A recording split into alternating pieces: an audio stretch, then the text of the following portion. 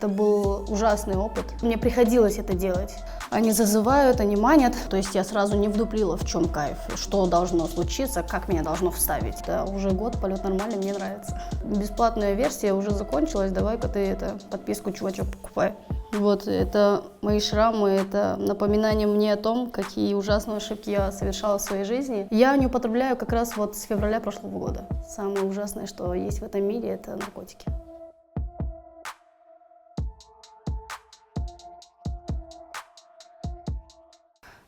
Всем здравствуйте, меня зовут Канзада, мне 23 года, на данный момент я переехала и живу, постоянно проживаю в Москве. В первый раз я попробовала экстази, это такие цветные таблетки в разных формах. Вот, я попробовала, буквально через полчаса мне стало очень-очень сильно плохо. Ну, если рассказывать про всю ситуацию, как это все произошло, я могу рассказать, в целом я помню. Когда нам было по 17-18 лет, мы любили с подругами гулять по клубам, и это были не самые лучшие, не самые приличные клубы. Собственно, на что у нас и денег хватало, мы туда и ходили. И в этих клубах всегда были ребята, которые рады тебя угостить чем-нибудь. Они зазывают, они манят, ну и, собственно, угощают. И я попала в такую компанию девушек, где, собственно, у них было вот это вот непреодолимое желание что-то попробовать новое, несмотря на то, что это может быть, в принципе, вредно. Поскольку в подростковом возрасте ты все время стремишься быть крутой, я тоже такая, ну ладно, я за движ, я с вами. Мы пошли в клуб, познакомились с парнями, и они, собственно, предложили нам попробовать это все. И когда у меня спросили, слушай, Каня, ты пробовала до этого? Я почему-то по своей глупости сказала, что да. Я пробовала, они спросили, ты умеешь? Я говорю, да, я умею, не проблема, я хочу попробовать. Я попробовала, мне было очень плохо, это был ужасный опыт. И мне не понравилось, но я почему-то продолжала это делать, чтобы доказать девочкам, что я, собственно, тоже не пальцем деланная. Примерно так это все происходило. Далее, собственно, все компашки, все наши тусовки, они все связаны были с этой гадостью. Везде, куда мы попадали, где мы отдыхали, везде там всегда это все было. И я могу сказать, что мне приходилось это делать. Возможно, я в глубине своей души я не хотела этого делать, потому что я хотя бы немного понимала, что это плохо. Первые несколько месяцев могу сказать, что не было такого. То есть я сразу не вдуплила, в чем кайф, что должно случиться, как меня должно вставить. Единственное, что я чувствовала, это тошноту, головокружение. И я была в таком состоянии. Я чувствовала, что с моей головой что-то происходит, но я не могла понять, что это такое. И у меня было ощущение такое, Господи, остановите это, голова, пожалуйста, контролируй себя, не надо входить в это состояние. Впадать в это состояние, но все равно моя голова кружилась, она болела, просто гудела, хотела взорваться, и мне было очень плохо. Первые месяцы. А дальше, большая доля фильмов, в которых показано вот это вот все состояние, это, очень похоже на правду, потому что далее я много-много лет это употребляла, и последние годы могу сказать, что я переживала такую же жизнь, которую показывают в самых ужасных фильмах про наркоманов. Мне тоже смешно. Мне тоже смешно. Мне тоже смешно. Смешно же. Смешно. Правда. Правда смешно. Смешно. В Кыргызстане я попробовала траву, и марихуану, и мне она никогда не нравилась, честно.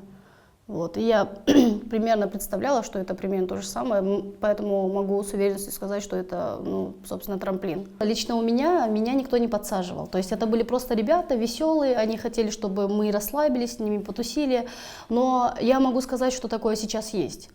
То есть, могу даже сказать, что я встречалась с одним парнем, который этим занимался, и его сейчас посадили, слава богу. И он сидит, его, по-моему, посадили на 3 года, он кыргызстанец, кыргыз.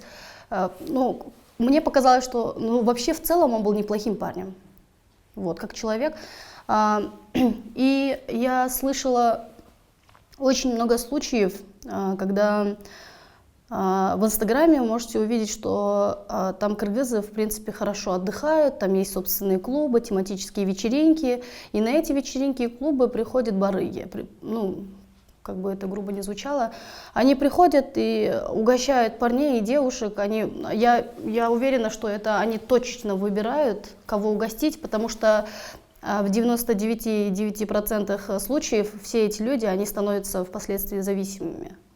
То есть они угощают, они предлагают: слушай, хочешь типа что-нибудь попробовать, у меня там есть, там твои друзья уже попробовали, они пробуют, потом они несколько раз угощают, и потом, как только человек понимает, что ему это нравится, и в целом можно считать уже, что он зависим, он начинает говорить: ну, извини, типа бесплатная версия уже закончилась, давай-ка ты подписку, чувачок, покупай. Вот. Ну и как бы потом они это все продают. В большинстве случаев полиция, которая ловит наркоманов, они ловят и выискивают наркоманов, с которых можно просто деньги как бы выманить. У меня уже был такой случай. То есть меня поймали, вот прям с поличным, я растерялась, и мне было жутко страшно, но у меня получилось договориться с ними, поэтому мы как бы разошлись. То есть была такая вероятность, что могли меня и посадить. Но там, знаешь, очень редко кого сажают, потому что, ну, как бы, это очень большие деньги, если тебя ловят. И, кстати, это зависит от того, с чем тебя ловят. Вот.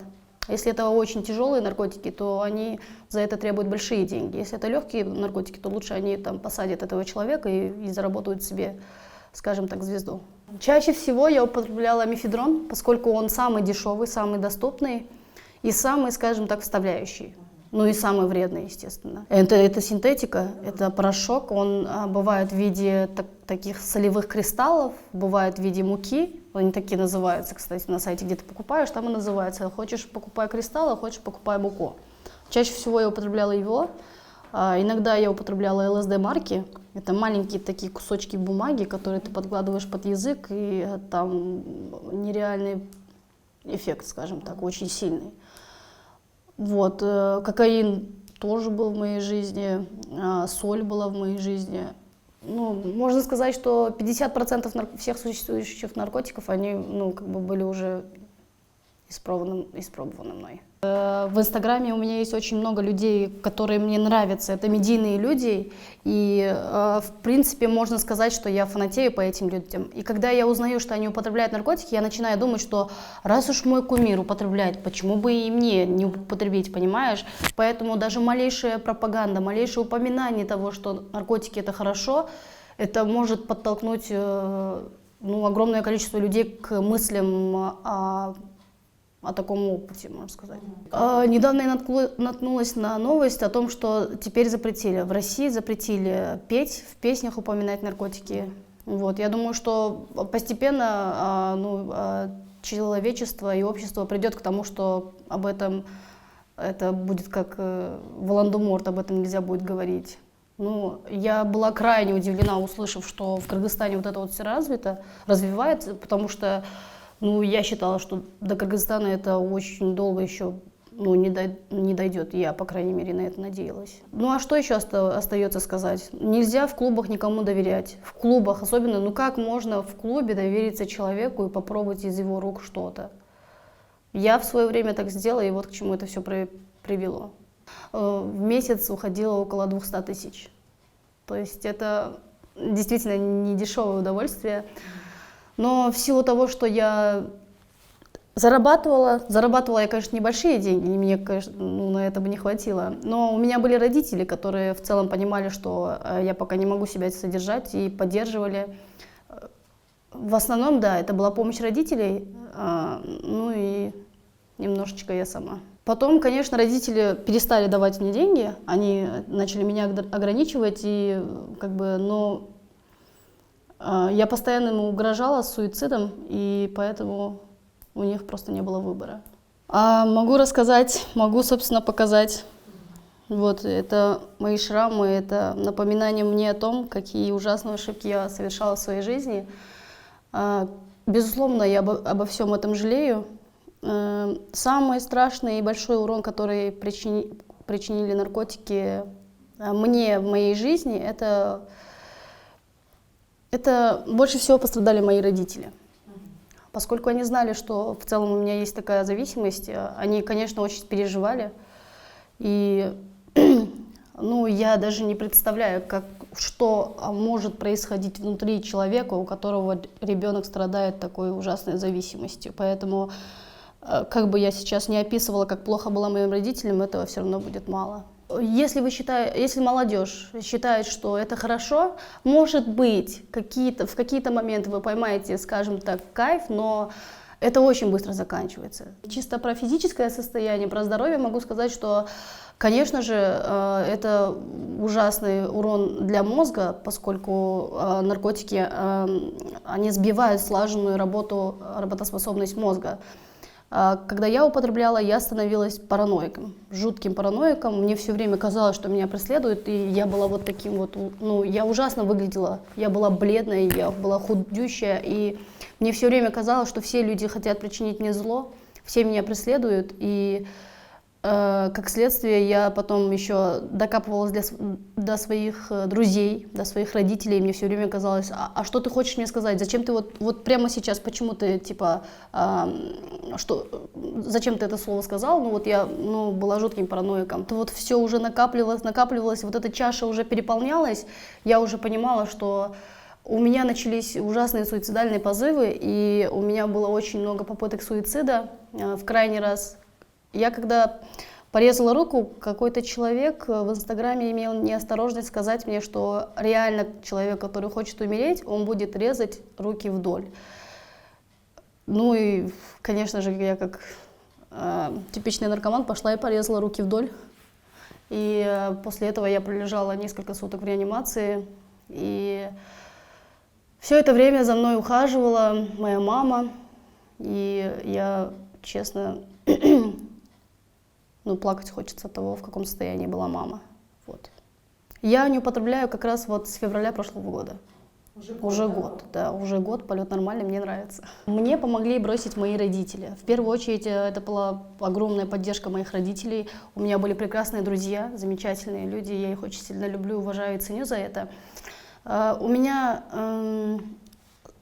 самое важное – это захотеть это бросить, проявить инициативу, и тогда твои родные и близкие будут, в принципе, делать все для того, чтобы тебя вытащить из этого состояния. В один момент просто я пришла к своим родителям и сказала, что все, я больше не хочу, пожалуйста, помогите, поддержите. И друзья, они меня всячески отвлекали, чтобы у меня не было желания как бы это сделать, но я умудрялась это все делать тайком. Вот. Естественно, сразу не получалось. Я срывалась, у меня бывало, что в какой-то момент мне показалось, что вот я бросила, а теперь могу себе позволить воспринимать это как, скажем так, развлечение. Я буду не употреблять, не торчать, а расслабляться периодически. Но это, конечно, все потом приводило к тому, что я опять возвращалась, и вот этот замкнутый круг. Вот. Вот так все это происходит. Ты сначала хочешь бросить, и очень важно, большая удача в жизни иметь таких друзей и родителей, которые готовы помочь, поддержать, которые не бросят и не отвернутся от тебя только потому, что ты имела неосторожность. Так. Желаю всем, чтобы вы осознали, что жизнь очень коротка и очень жалко тратить свои годы на наркотики. Лучше посмотреть мир, погулять, сходить в кино, посмотреть, какая красота вообще вокруг нас и как жизнь прекрасна, что есть мы, наши родные. И все, я просто сейчас очень занервничала. Желаю вам никогда не быть зависимыми от наркотиков. Это ужасно, ребят. Самое ужасное, что есть в этом мире, это наркотики.